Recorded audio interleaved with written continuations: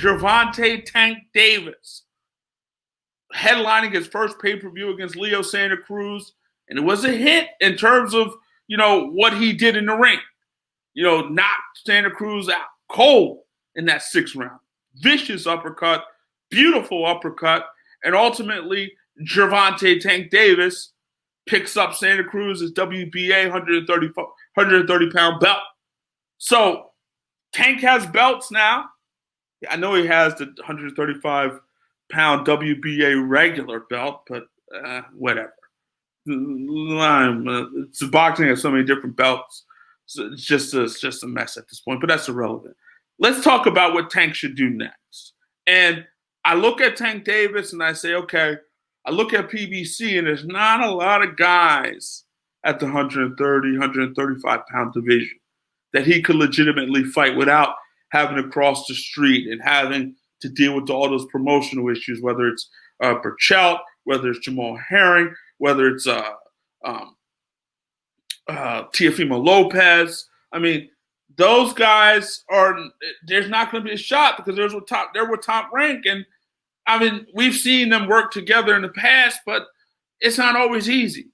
So I think for Tank Davis, it's simple. Gary Russell Jr. I think he should fight Gary Russell Jr. I think that should be the next fight. It's logical. I mean, Gary Russell's looking to move up to 130. So Tank has a 130-pound belt. Russell's looking to move up. Russell is athletic. Russell is quick twitch. Russell is all those things. Russell is a guy, I think, that could give Tank problems, even beat Tank Davis. I really do. So you look at Gary Russell. He's signed with PBC. He's without. So that is, we took the business aspect of it. It can be easily made. Both in the same stable. So both in the same stable, so we can make that particular fight. That's a fight we need to make. Guys who are under the same stable, both signed to Al Heyman. So in a fight, and I would love to see the fight with Gate. And I would love to see the fight in the DMV. Russell, DC, Tank, Baltimore. So put it in the DMV, put it somewhere. Maybe you put it at FedEx Field. Maybe you put it at Royal Farms in downtown Baltimore. Put it somewhere in that area. That's a massive fight if you put it in that particular area. That's a massive fight. I tell you, that's massive. Putting in that fight in that area with those two guys who have a decent level of popularity, that would be great. So I'm saying, Tank Davis, your next fight should be against Gary Russell Jr. And that's a fight, again, that two guys, and here's the thing with Tank Davis, I would love to see him, it's time to fight some bigger guys, and I know Russell's moving up. He fought most of his career at 126, but he's moving up. So, Russell and Tank is a good fight. I give Russell a shot. I didn't give Leo Santa Cruz a shot. I didn't. What transpired is what I kind of thought was going to happen. I didn't think Leo Santa Cruz would be able to stand up to Tank's power, and he wasn't able to do it. I didn't think he could, and he wasn't able to do it. So I look at that particular fight, and I say to myself, okay, you knew Tank was going to win that fight. The only fight that maybe you had some doubts with Tank was Pedraza. Outside of Pedraza, you knew that Tank was going to beat the guys that he's fought over the last few years. You knew it. Gamboa, you knew he was going to beat Gamboa. Fonseca, you knew he was going to beat Fonseca. You knew he was going to beat all those guys. Now, if he fights Gary Russell Jr., you don't know if he's necessarily going to beat Gary. You go into that fight and you say to yourself, well, Gary Russell can win this fight. You say to yourself, Tank Davis can win this fight. But you want to say, you want to be in a situation where you got some people who can say Tank can win and some people think Gary Russell can win. Going into this fight against Leo Santa Cruz, most people knew that Tank Davis was going to win that fight. Most people knew that Leo Santa Cruz wasn't going to be able to stand up to Tank's power. Most people knew that. We all knew that. Gary Russell's a different story. Tank, Gary Russell Jr., FedEx Field, or put it at M&T Bank Stadium in Baltimore. Same situation. Put some social distancing in place if we're in that situation at that point in time, which I expect we will be because of COVID. But put some, do some social distancing and get some crowd up in there. I mean, so again, I think that is the fight. Teofimo Lopez, sure, I would love to see it. I would love to see it, but that's not going to happen. It ain't happening. No, not happening. It's not going to happen because of the whole promotional situation. So I'm not expecting that. So I'm going to take what I can get. And to me, taking what I can get, to me, it would be Tank, Gary Russell Jr. That's the fight. Gary Russell Jr. wants to fight. He's called Tank out. He did a video recently talking about how much he wants to fight. So it's clear Gary Russell wants to fight. It's clear that Gary Russell wants to get in there with Gervonta Tank Davis. So let's make it happen. Do the fight. Al, make the fight. Floyd, make the fight. Tank, Gary Russell, get in the ring, and let's get this done. It's the best option we have, I believe. And I think it's a fight that should be made. But speaking of Tank Davis, he has a situation, possible hit and run out there in South Baltimore the other day. And when I look at Tank Davis, I'm not concerned about Tank Davis once he gets into the ring. I'm concerned about Tank Davis before he gets into the ring. Meaning, I'm concerned about, first and foremost, can this guy stay out of trouble? And he's had a hard time, it appears, doing just that. I mean, you had the situation during the Super Bowl where you saw him on video pulling the woman out, being aggressive with her. That was a bad look, caught on videotape and everything. That's a bad look. You have other situations out there, and we don't know what's going to happen with that situation with the woman and everything. At this point, we don't know. But that's bad. And then you look at the situation, there's various civil lawsuits in terms of jewelry and things of that nature when it comes to this guy. And now you have the situation with the possible hit and run situation out there in Baltimore. Tank's a guy now, going on 26 years old. He has an opportunity, I believe, because here's the thing: when I purchased the pay-per-view, I did buy it, Tank Santa Cruz. But one thing I noticed in terms of on Facebook, on Twitter, just social media in general, I saw a lot of females talking about this fight.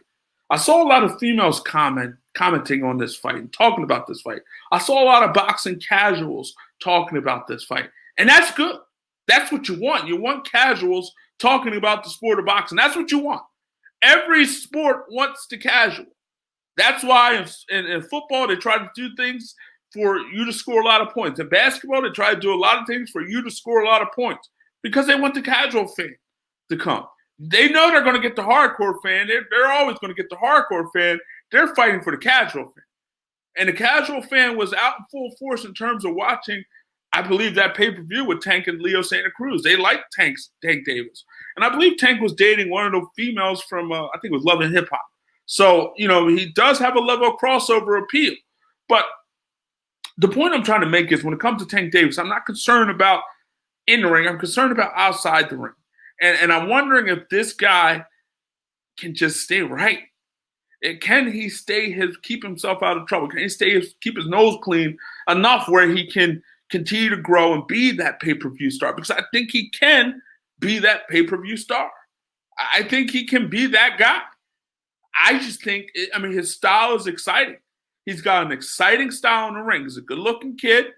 Maybe a little better in terms of being on the mic. Maybe he needs to improve in that area, but still, he's exciting in the ring. Decent-looking guy. And he's got some popularity. He went to Atlanta and got a decent crowd. He had a decent crowd in Baltimore, had a decent crowd in California. So the guy got 9,000 out there in Texas, at the Alamo Dome. So, that may not all be him, but again, he is a guy that has some popularity. But the problem is when it comes to Tank Davis, can he stay out of trouble? Can he do what he has to do before he steps into the ring, whether that's making weight and whether that's keeping his nose clean and staying out of trouble? I don't know. I don't know. And I want to say yes, because Tank Davis, to me, when you look at the kid, and again, obviously he's not an innocent guy, But when you look at the kid, he has an innocence about him, has a kid-like innocence about him. There's something about him that's a kid-like innocence when you're around him, and just about him in general. He has that. And again, he has all the qualities to become a pay-per-view star. But, and it's a big but, it's a Kim Kardashian big but type of situation. Can he stay out of trouble? And obviously, we don't know what's going to happen with that hit and run situation. It's all alleged. We don't know. But that is not a good look. Can he stay out of trouble? I mean, coming off this big victory, coming off this big time pay-per-view, coming off headlining his first pay-per-view. I mean, doing all those things, all those great things, all those good things coming for him. And then he has this negative thing. You wonder, is the situation, he is a Baltimore kid. The alleged hit and run happened in Baltimore. You wonder if it's time for Tank Davis to leave Baltimore. You wonder if it's time for him to get out of Baltimore. And, you know, it is very difficult once you get a level of fame to stay in your neck of the woods, to stay in the place that you grew up. It's difficult. It's not easy because you got a lot of people pulling at you. You got a lot of people tugging at you. And you can sometimes get comfortable in that particular situation.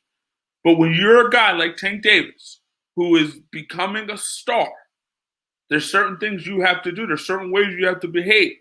There's certain places you can and cannot go. There's certain people that you can and cannot hang out with.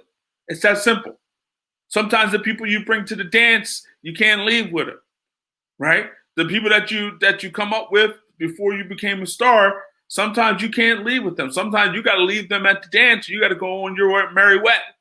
And it might be a situation where the guys, and I don't know who he's hanging out with, I don't know his friends, but it could be a situation where maybe he has to choose a different crowd. It could be a situation where maybe he has to, move out of Baltimore. Maybe he needs to go to Vegas full time. I'm sure there's a lot of temptation in Vegas, but maybe he needs to find a place, Florida. Go, Kevin Cunningham's down there. Maybe he needs to go down to Florida and I know he doesn't trade with Cunningham, but maybe he can go find somewhere in Florida to go. He's got to find a place, and it might not be Baltimore. It's okay to leave your house. It's okay to leave your home, especially when you get a level of fame, a level of stardom. You can't stay in the same place forever, and it might be time for Tank Davis to think about that. Now, I'm not sure even if he goes to another place, he can stay out of trouble. I'm not sure about all that. But again, my concern, and as I started with this, and I'll end with this, my concern for Tank Davis, it's not what happens in the ring, it's what's happening before he steps into the ring. And that is before he steps on the scales, and that is even before that, in terms of what is he doing to keep himself and his nose clean. He's got a little bit of money in his pocket, and now he's got to find a way to keep himself out of trouble. If he can do that, Tank Davis can be a star. He could be the next big thing in the sport of boxing. He has, I believe, he has an opportunity to be that type of guy.